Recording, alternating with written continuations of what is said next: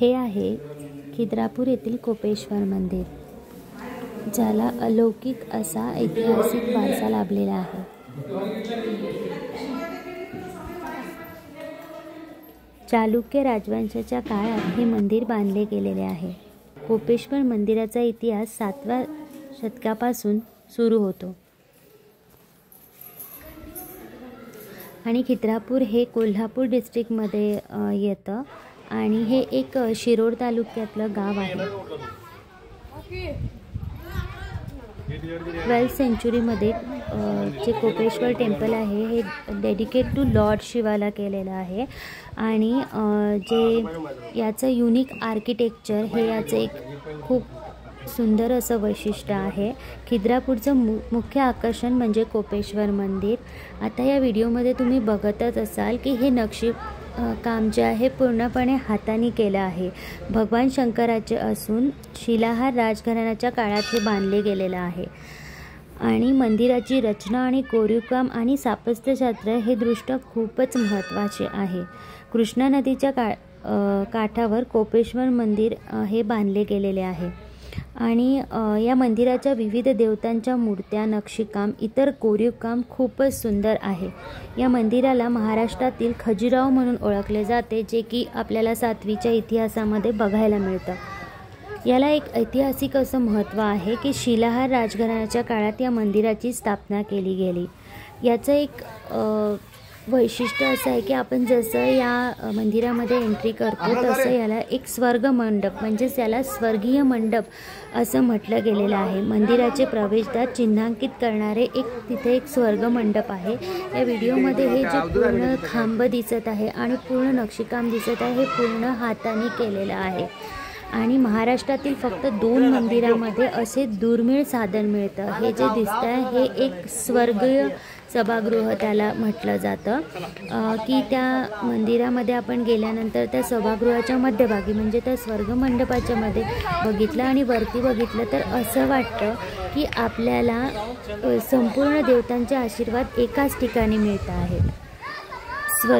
सर्वात विस्तृत मंडप जे आहे हे खिद्रापूरमध्ये आहे। लांब असे भव्य काम आणि शक्तीचे प्रतीक मानले गेलेले आहे जे हे खांब दिसत आहेत। जंगली बकरे, हत्ती, प्राणी, बैल आणि त्यांचे वेगवेगळी शिंगे असे या नक्षीकामाचे भव्य असे वैशिष्ट्य आहे।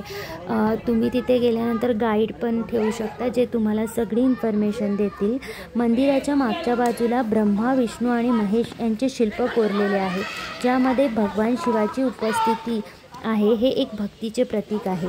ज्या स्वर्गमंडपातून जी आपल्याला आकाशाकडे आपण असं बघतो जे मी सांगितलं आधी, ते खरंच खूप अविस्मरणीय आहे बघण्यासाठी आणि जमिनीच्या मध्यभागी शिला नावाचा दगड आहे, त्याच्यापासूनच याची कोरीव काम केलेले आहे असं म्हणतात। त्या स्वर्गमंडपात 48 लांब खांब, 12 मध्यभागी वर्तुळाकार आणि जे हे खांब आहे हे 12 राशींचे प्रतीक मानले गेलेले आहे।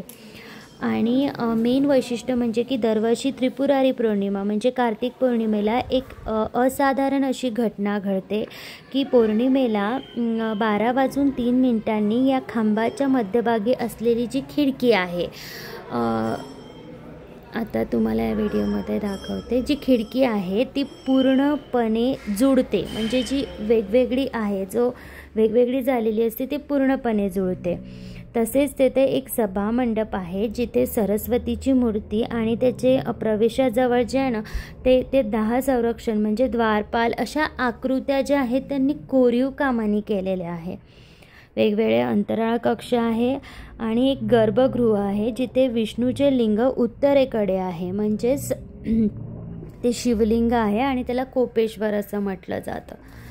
अतिशय अनन्यसाधारण महत्त्व असलेलं हे गाव आहे। आजूबाजूला पूर्ण निसर्ग आहे, उसाची मळे, नंतर म्हणजे आम्ही तरी पहिल्यांदाच असं सुंदर असं नक्षीकाम केलेलं मंदिर बघितलं आहे।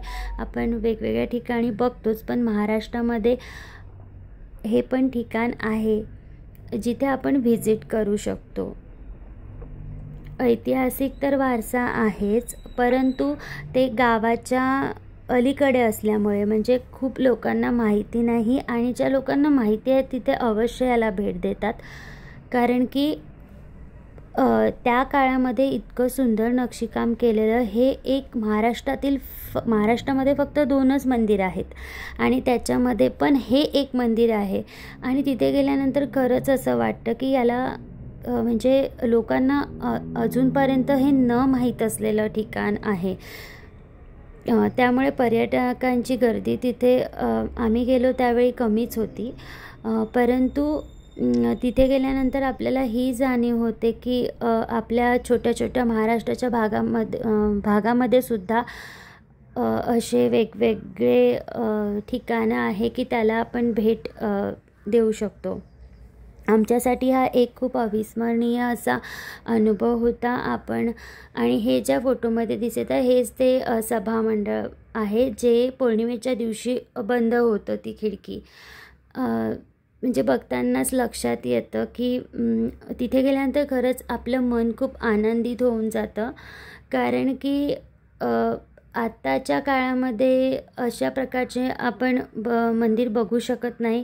आणि मेन म्हणजे तिथे खरंच गेल्यानंतर जाणीव होते की आध्यात्मिकदृष्ट्या तर ते खूप सुंदर असं ठिकाण आहे आणि सर्व देवदेवतांची उपस्थिती त्या ठिकाणी आहे अशी आपल्याला जाणीव होते.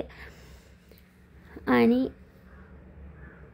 त्या काळातसुद्धा अतिशय कलाकार म्हणजे जे मेहनतीने त्यांनी आपल्या हाताने ते सगळं तयार केलेलं आहे आणि आपल्याला हे सगळं सर्वदृष्ट्या जपायचं आहे हे आपण लहान पिढीलासुद्धा सांगू शकतो. लहानांना म्हणजे ज्यांना आता पुढे हे स्टडीला सगळं असणार आहे किंवा याची माहिती असणं अत्यंत आवश्यक आहे.